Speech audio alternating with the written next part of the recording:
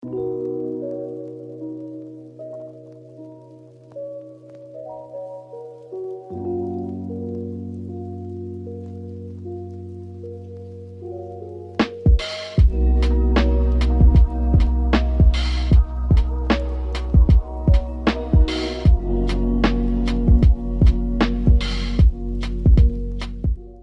lagi sama gue Steven, dan hari ini gue mau nge-review mobil yang cukup langka, yang harganya udah mulai digoreng-goreng nih.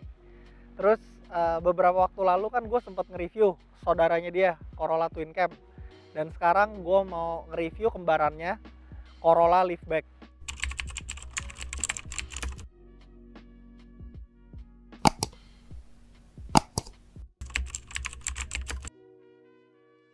Ini beda body, secara body beda, cuman secara mesin dia masih sama persis. Jadi kalau kalian emang belum nonton video gue yang Corolla Twin Cam, gue jelasin sekali lagi. Mobil ini tuh 1600 cc-nya, mesinnya 4A. Tenaga yang dihasilkan dari mobil ini dari cc 1600 itu 94 dk, dan torsinya itu di 135 Nm. Mobil ini diproduksi dari tahun 87 sampai 91, dan jadi kalau zaman dulu tuh belum ada istilah facelift, adanya Gen 1 atau Gen 2. Nah, mobil ini tuh Gen 2, ini tahun 90. Mobil ini tampang depannya ya, lampunya sekilas itu mirip kayak Eterna. Dia cuma beda di lampu sen.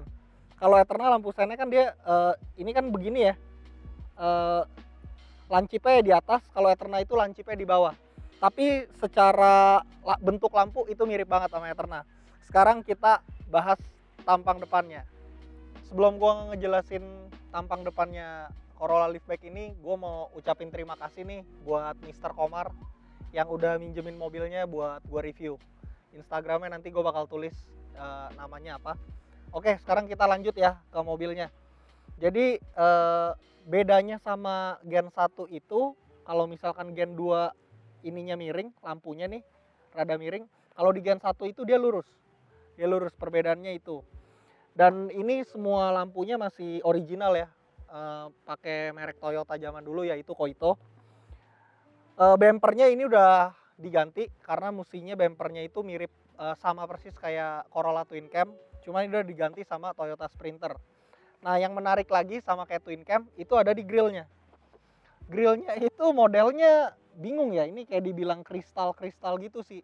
Kalau dilihat tuh kayak tajem-tajem gitu. Ini unik banget. Cuman polos, dia nggak ada lambang Toyotanya. Lanjut kita ke bagian bawahnya ini. Ini di bagian bawahnya ini ada kayak fog lamp warnanya kuning, tapi ternyata ini sen. Lucu ya, maksudnya gue pikir ini fog lamp karena kalau biasa mobil-mobil tahun 90-an itu sennya tuh biasa bentuknya tipis. Cuma ini gede, dan ini ternyata sen. Nah, di tengahnya itu dia ketutup. Dia ada airdam.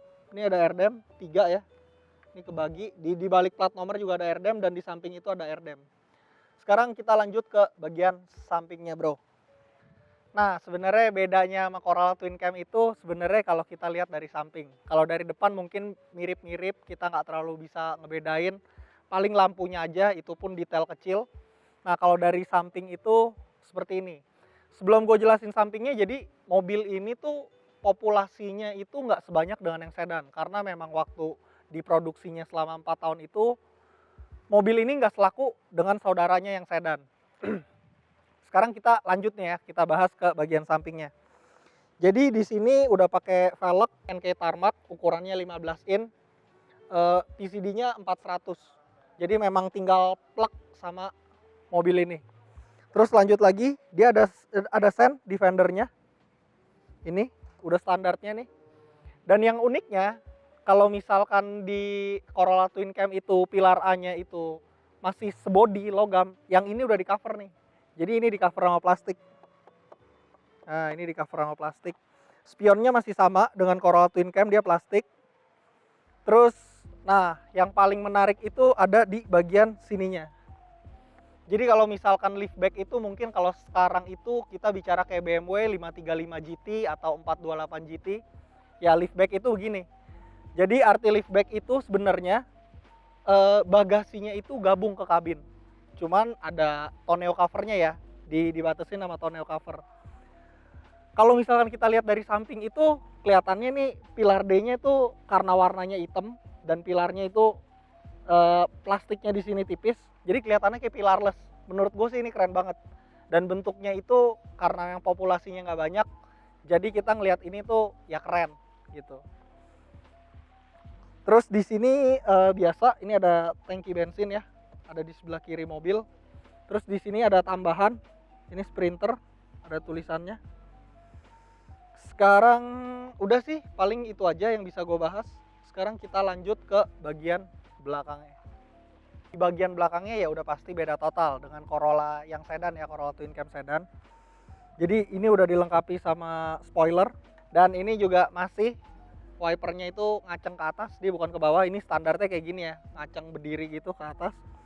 Nah lampu belakangnya itu kalau dilihat memang lebih sporty daripada yang sedan karena bentuknya itu dia meruncing. Ininya rada lancip nih. Kalau yang sedan dia lurus, ini meruncing. Di sini lampu sen, lampu mundur semuanya ada yang di sebelah sisinya, sisi ujung. Terus di bagian tengahnya itu plat nomor dan di sini nih ada lampu nih. Kalau yang sedan itu tadi ada di samping sini, kiri dan kanan. Kalau yang liftback itu dia ada di bawah. Lampunya jadi nyentre ke atas. Gitu.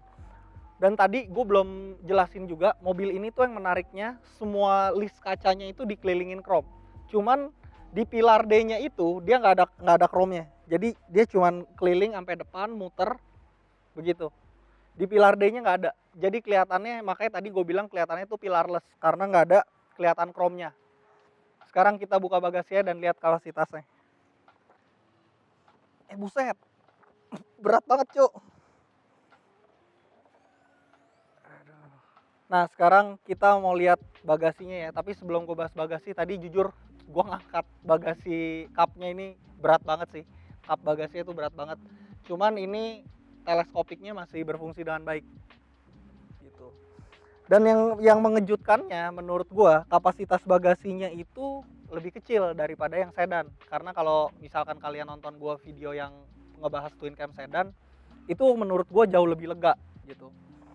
Lebih dalam juga. Nah, di sini kapasitas bagasinya sih nggak terlalu gede dan karena ini kaca ya, jadi ini udah dilengkapin sama tonneau cover nih. Ini tonneau covernya sih harusnya bisa dilepas nih. Cuman rada-rada serem ya. Buat bukanya takutnya ntar malah kenapa-napa. Oke, kita lanjut aja sekarang ke ininya. Di bawahnya ada apa aja. Nah, di bawahnya ini juga ada ban serep dan ban serepnya itu menariknya sama persis nih ban Starlet. Oh emang aslinya dapetnya tuh velgnya velg Starlet. Nah terus ini yang punya kebetulan koleksi nih, koleksi floor mat, barang-barang genuine aksesoris buat mobil tahun 90-an. Oh di sini cuman ada tempat penyimpanan nih yang bisa dibuka tutup, ada di sisi kanan. Ini ada tempat penyimpanan. Sebelum gue lupa, ternyata karena ini modelnya liftback, jadi bangku belakangnya itu kita bisa lipat. Dan tuasnya itu ada di sudut kursi ya. Ini kita bisa lipat. Nah, kayak gini. Bisa dilipat buat kalau misalkan kalian ruang bagasinya nggak cukup buat barang panjang, ini kalian bisa lipat nih. Jadi 1/3 dan 2/3 ya sistem pelipatannya. Yang di sebelah kiri ini 2/3 dan yang ini 1/3. Oke, sekarang kita lanjut ke kabin belakangnya kayak gimana. Sekarang gue mau bahas kualitas duduk di jok belakangnya.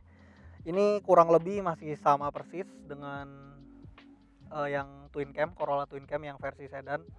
Jadi ini masih tidak tersanggah dengan secara penuh. Terus legroom juga nggak ada. Headroomnya itu mungkin sekitar, coba. Wah ini mepet sih, headroomnya tuh mepet sekali. Pas sama gua ya, pas sama gua. Terus di belakang sini, jadi ini udah ada speaker 2 di sisi ujung-ujungnya ya. Udah ada speaker, terus lampu kabinnya ini di tengah. Nah ini sama Mr. Komar udah ditambahin nih sama perangkat namanya Clean Ace. Ini memang untuk mobil ini, untuk mobil ini udah ditambahin perangkatnya, cuman nggak tahu ini aktif atau enggak. Nah coba sekarang kita coba duduk di tengahnya ya, kayak gimana ya. Waduh. Waduh, duduk di tengah sih sangat tidak disarankan bro, serius nggak enak, kepala gue nggak bisa tegak bro. Beneran ini nggak enak banget. Tapi duduk di sisinya kiri dan kanan ini masih oke lah, masih oke walaupun sempit, tapi masih oke. Jadi joknya tuh yang gue demen ini rada mendem, ini sudutnya tuh miring, jadi kesannya badan kita tuh ya jatuh aja gitu, enak sih. Nah terus di door trimnya ini motifnya juga sama nih yang bludrunya dengan yang di jok. Di sini ada handle pintu, terus ini tuas buat buka pintu, dan ini sama nih, ini power window-nya. Oke, paling duduk di belakang itu aja yang bisa gue jelasin. Sekarang kita lanjut ke kabin depannya.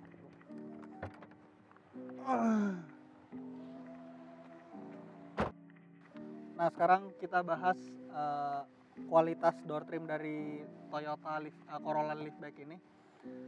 Materialnya sama persis dengan yang saudaranya yang versi sedannya. Jadi tombol-tombolnya, motifnya ini semua sama persis. Ini ada untuk pengaturan power window, auto cuman untuk di driver. Terus di sini ada central lock, di sini ada window lock, dan ininya juga masih sama door pocketnya ya. Dia kebagi dua nih, aneh banget menurut gua. Terus ininya dilapisin dengan bludru. Tapi kualitas material dari door trimnya sendiri itu bagus ya, menurut gue ini soft pad. Nah sekarang kita lanjut ke bagian sisi kanan setirnya nih, ada apa aja. Bentuknya masih sama dengan yang sedan, di sini kisi AC, terus di sini tempat penyimpanan koin. Di sini ada penambahan nih dari yang punya, ini buat mengaktifkan fog lamp depan dan belakang. Terus di sini speaker, di sini dimmer untuk instrumen cluster. Di sini juga sama, tuas untuk membuka kap mesin. Di sini tuas untuk ngebuka bagasi belakang. Yang ini buat tangki bensin. Dan ini udah dilengkapi dengan pengatur ketinggian. Pengatur ketinggian, terus ini ada jok yang buat ngatur senderan belakangnya sama maju mundur. Di sini tuasnya. Dan ini juga udah dilengkapi dengan lumbar support. Udah paling itu aja dari sisi kanannya yang bisa gue jelasin. Sekarang kita lanjut ke bagian dalamnya dan tengahnya.